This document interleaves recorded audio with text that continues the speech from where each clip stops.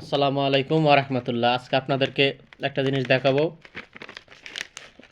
জিনিসটা হলো এটা কি জানাবেন?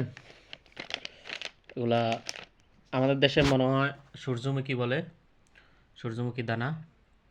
এগুলো মানে খায়, এগুলো অনেক মজা আছে, সুস্বাদু, খাইতে অনেক ভালো লাগে।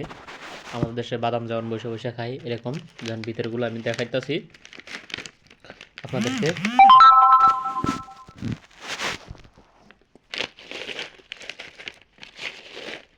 ভিতরে হলো এরকম অনেক সুস্বাদু, খাইতে অনেক মজা লাগে।